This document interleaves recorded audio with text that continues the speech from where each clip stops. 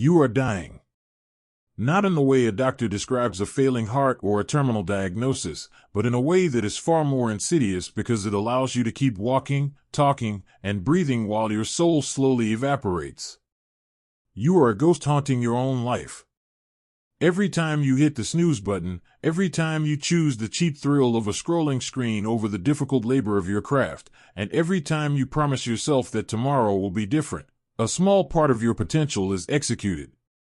This is the unseen cost of your current existence, the slow, agonizing murder of the man you were meant to become. We live in a world that rewards the loud, the flashy, and the immediate. We are told that if it isn't filmed, it didn't happen. If it isn't praised, it isn't worth doing. But while you wait for the world to notice you, while you wait for that burst of motivation to strike like lightning, your time is bleeding out.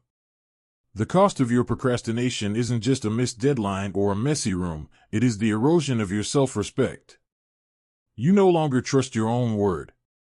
When you tell yourself you will work out, your subconscious laughs because it knows you're lying. This lack of integrity with the self is a cancer of the spirit.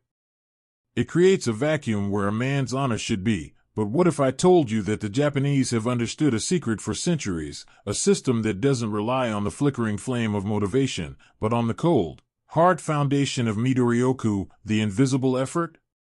This isn't about hacks or productivity apps. This is about a fundamental restructuring of your soul. We are going to combine the razor-sharp focus of the samurai with the microscopic precision of Eastern philosophy to build a version of you that is unrecognizable. Before we dive into the depths of this transformation, I need to know if you are truly here. This path is not for the tourist. It is for the man who is tired of being invisible to himself. If you are ready to reclaim your life and move with the weight of a mountain, subscribe to this channel and comment "I am the foundation" below. Your public declaration is the first brick in your new temple. We are about to look into the mirror of a man named Levi, a man who represented every one of us who has ever felt like a supporting character in his own story.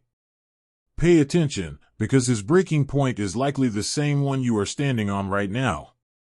The clock is ticking, and the silence is screaming for you to change. Levi was a man who lived his life in the gray margins of existence. At 37 years old, his reflection in the bathroom mirror at 5:15 a.m. felt like a stranger, a man with heavy eyelids, skin dulled by the fluorescent hum of office life, and a spirit that had been filed down by the friction of 1,000 average days. He lived in a perpetual state of almost. He almost started the business, he almost went back to the gym, he almost told his wife how much he was drowning. Instead, he lived a life of quiet, exhausting repetition.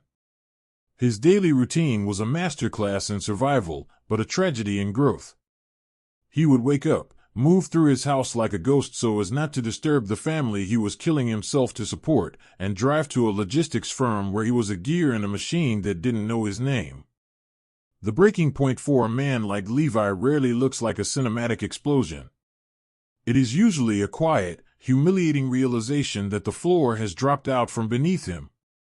For Levi, it happened on a Tuesday evening, a day that should have been unremarkable. He had stayed late at the office, pushing through a mountain of paperwork for a promotion he knew, deep down, would go to someone younger and more vibrant. He arrived home at 8:30 p.m., the smell of cold dinner lingering in the kitchen like a reproach. His children were already in bed. His wife, Grace, was sitting on the sofa, her back to him, the blue light of the television illuminating the distance between them that no bridge could cross. He didn't greet her. He couldn't. He went to the kitchen and reached for a glass of water, but his hand trembled. It wasn't a tremor of physical weakness, it was the vibration of a man who realized he was a ghost in his own home.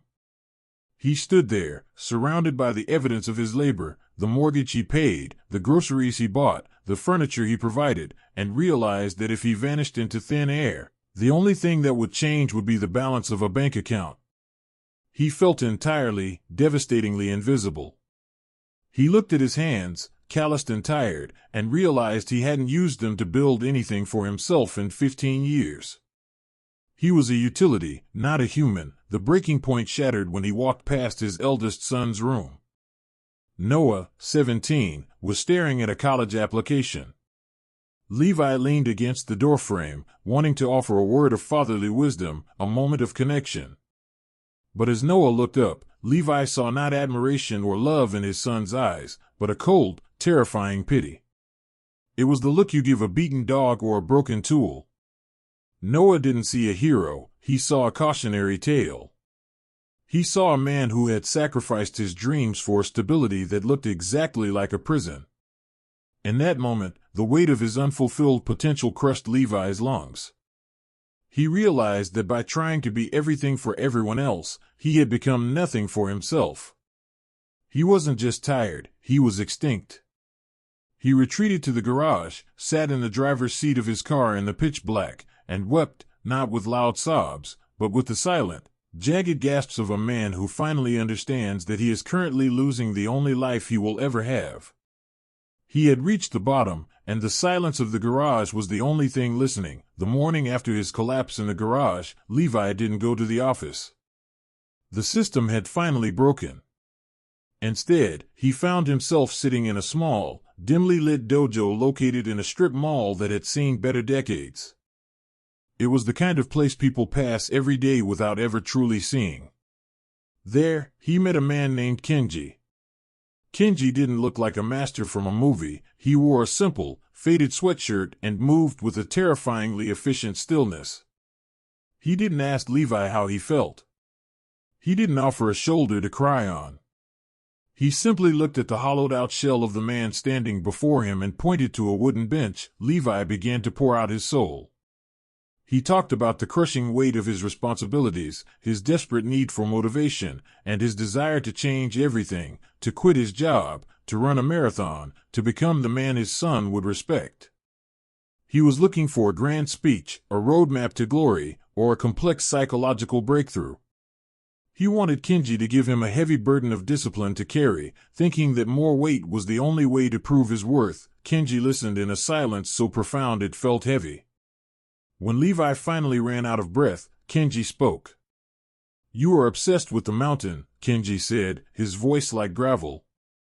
"But you cannot even walk across the room without tripping over your own shadow. You want willpower. Willpower is a lie told by people who want to sell you a fantasy. Willpower is a spark, you need a hearth." Levi was confused. He asked for a regimen, a 5 a.m. wake-up call, a strict diet, anything to feel the burn of transformation. Instead, Kenji gave him a microtask so small it felt like an insult. For the next 7 days, Kenji instructed, "You will do one thing. Every morning, after you shower, you will fold your towel. Not just throw it over a rack. You will align the edges perfectly. You will smooth the wrinkles with your palms. You will place it in the center of the bar. That is all." Levi felt a surge of anger. He was a man in crisis, a man facing the extinction of his identity, and this guide was telling him to fold laundry? "I'm losing my family, my mind, and my life," Levi snapped. "How does the towel change that?" Kenji leaned in, his eyes locking onto Levi's with a predatory focus. "You have spent years making promises to yourself and breaking them. Your brain no longer believes a word you say. You are a traitor to your own soul. If I tell you to run 10 miles, you will do it today, and you will fail tomorrow because your identity is still that of a quitter. We are not building a body yet, we are rebuilding the bridge of trust between your command and your action. This is the Kaizen principle in its purest, most brutal form. You must prove you can keep a promise to yourself that requires 0 talent and 0 motivation. If you cannot master the towel, you will never master the man."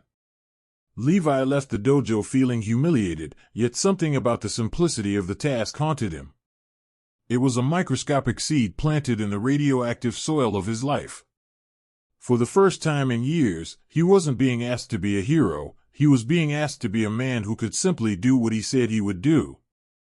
The unlikely guide had stripped away the vanity of big changes and left Levi with a singular, tiny, unavoidable test of his character. The first morning, Levi stood in the steam-filled bathroom, staring at the damp towel in his hands.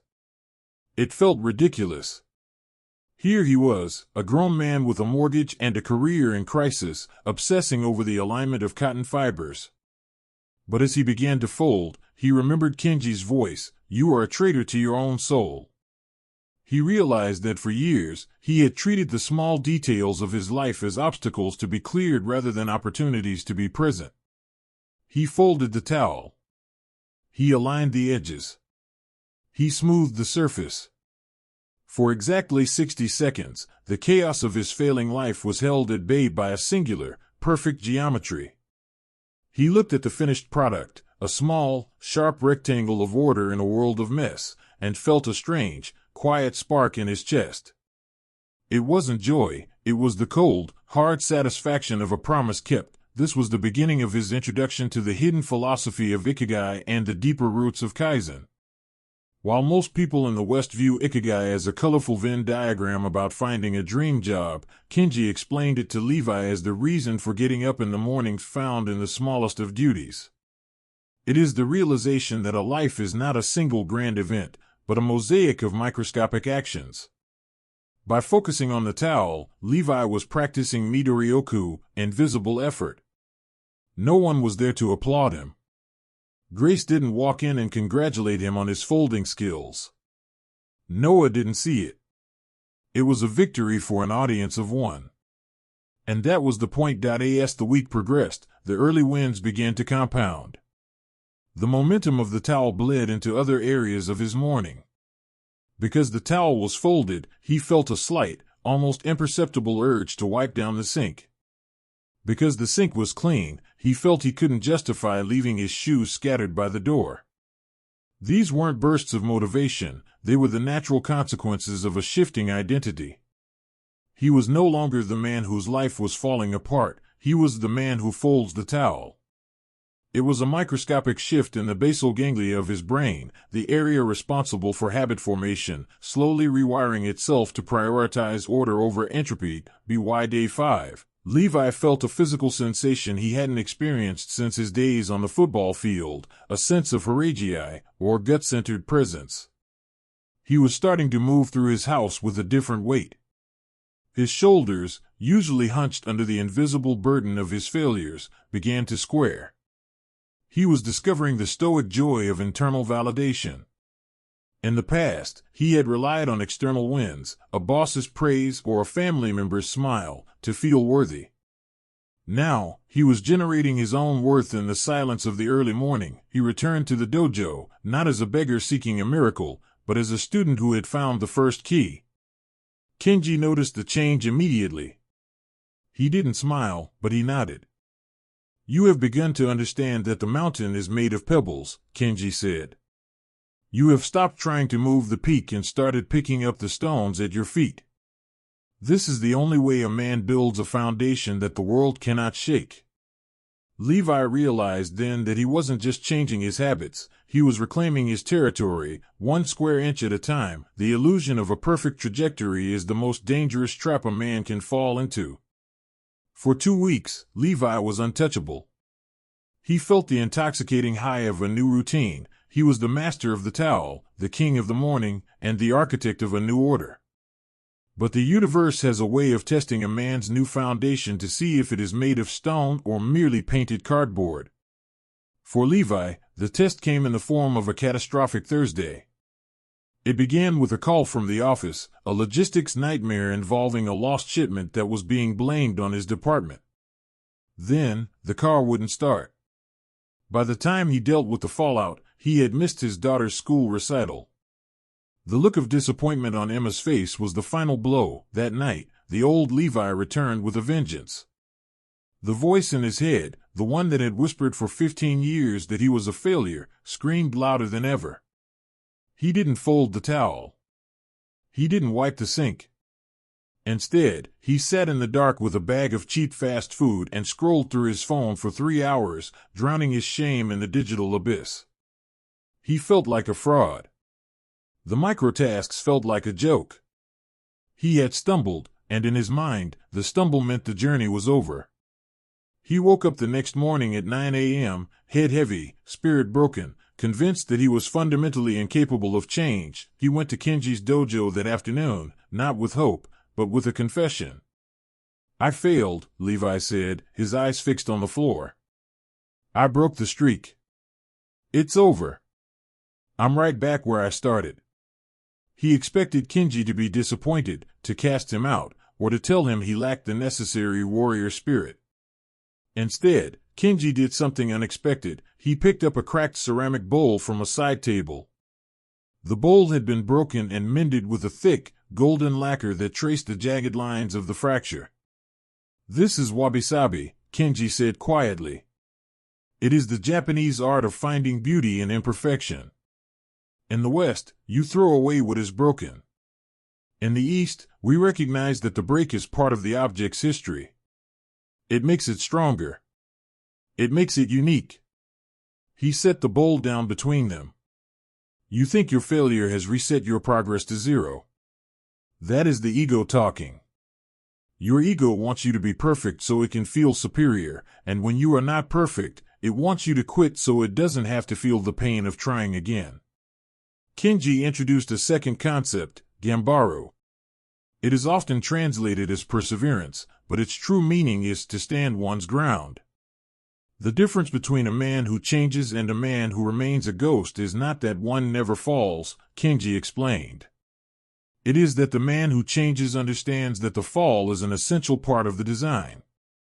You are not starting over, you are continuing with a new scar. And that scar, if mended with the gold of Gambaru, will be the strongest part of your soul. Levi looked at the golden cracks in the bowl. He realized that his shame was actually a form of vanity, the belief that he should be above the human struggle of relapse. He had been so focused on the perfect towel that he had forgotten the man holding it.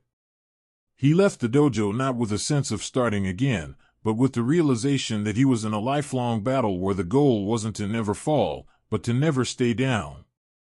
The invisible effort wasn't just about the work done when things were easy. It was about the work done when you felt like you had already lost Shutterstock. To understand why Levi's towel folding was more than just a domestic chore, we must look away from the philosophy of the East and toward the sterile laboratories of the West. While Kenji spoke of Harajuku and Gambaru, modern neuroscience provides a cold, biological validation for this transformation. Research from Stanford and MIT regarding the basal ganglia, the brain's command center for habits, reveals that the human nervous system is not moved by grand visions, but by repetitive, low-friction successes. When Levi folded that towel, he wasn't just organizing fabric, he was performing a surgical strike on his neural pathways. Most men fail because they rely on the prefrontal cortex, the seat of willpower and decision-making.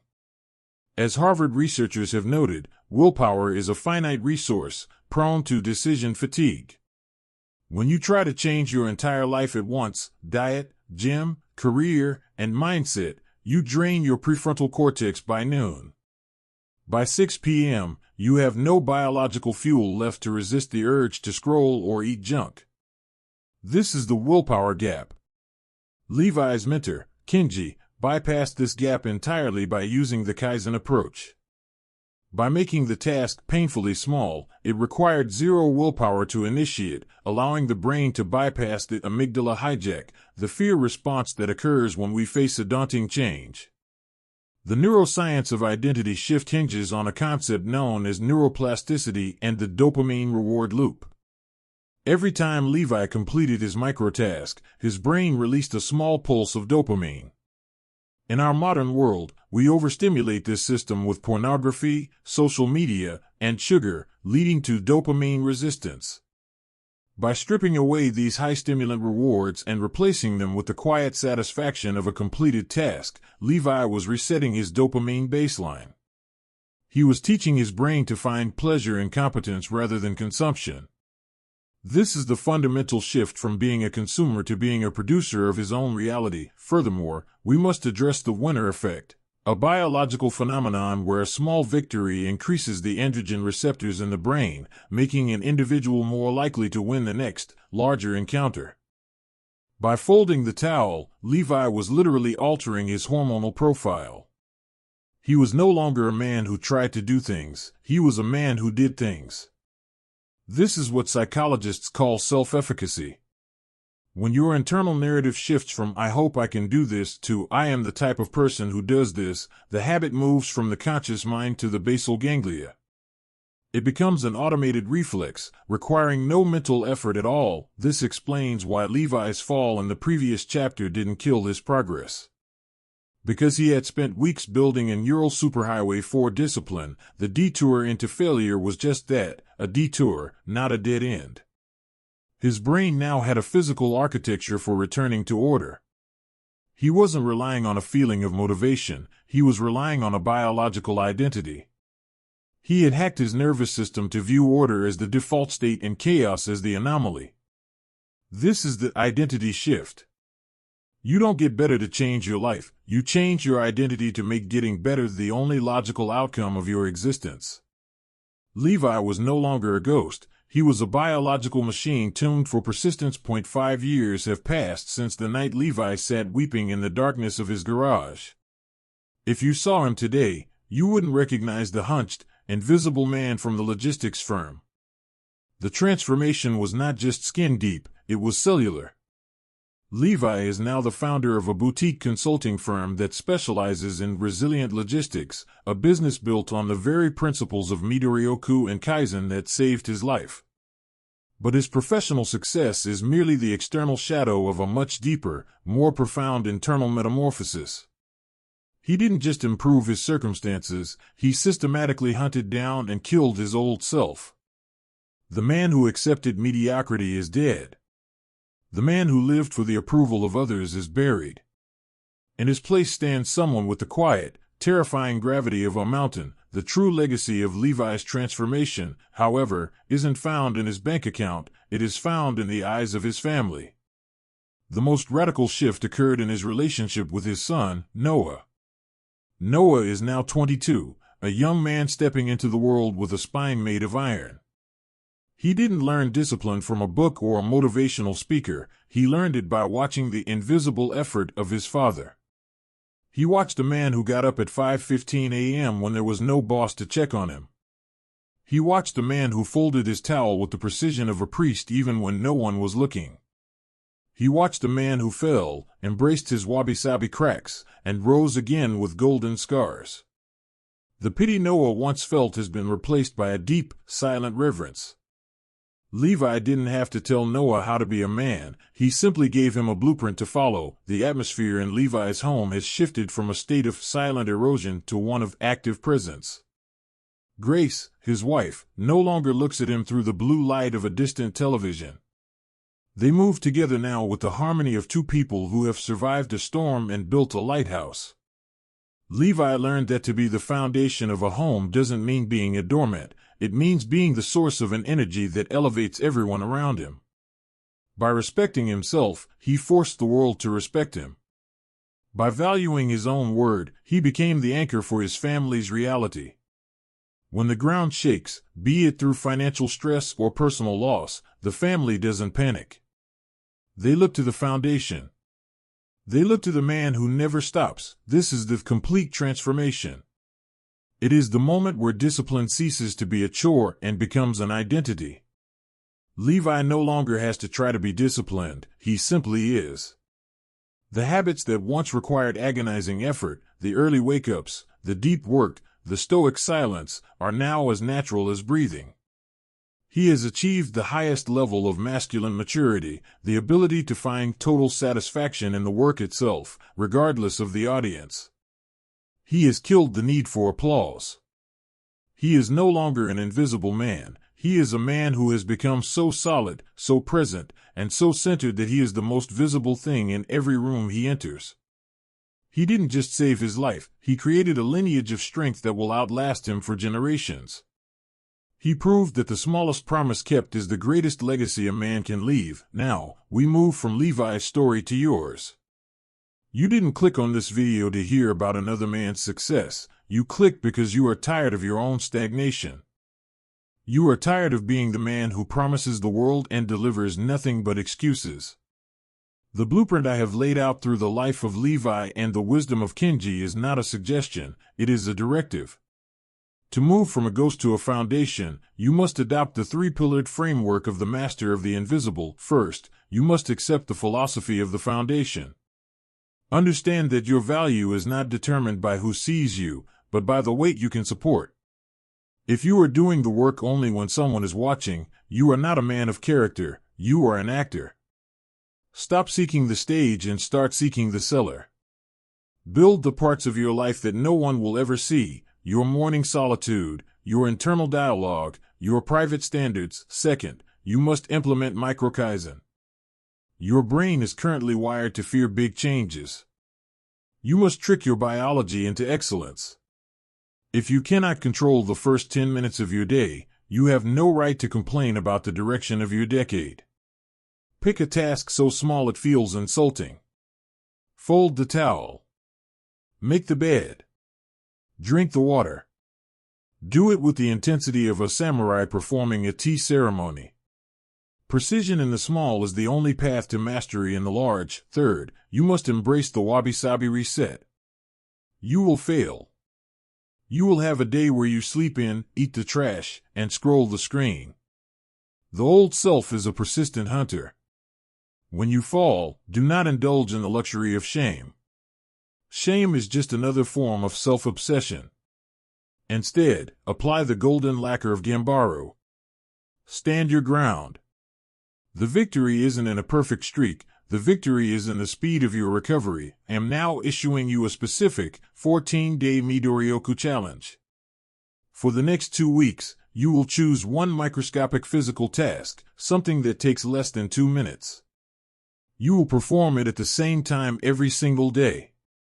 You will tell no one. You will seek no praise. You will do it specifically because it is your invisible effort. This is the ritual of the foundation. During these 14 days, you are rebuilding the bridge of trust between your will and your hands. Do not wait for a new year or a better time. Time is the only resource that is currently evaporating, and it is doing so with terrifying speed. You can continue to be the invisible man, drifting through the margins of your own potential until the day you die, or you can decide right now that you are the ground upon which a legacy will be built. The world doesn't need more motivated men, it needs more solid men. It needs foundations. If you are ready to stop being a ghost and start being a mountain, your journey begins the moment this video ends. Go to your bathroom, find your towel, and fold it. Not for me. Not for your family. But for the man you are going to become. The path of the samurai is narrow, and it is walked alone, but it is the only path that leads to a life of honor. Time will pass anyway. You might as well spend it becoming a monster of discipline. Stay focused. Stay stoic. Be the foundation. Don't forget to subscribe if you intend to finish the challenge. I'll see you on the path.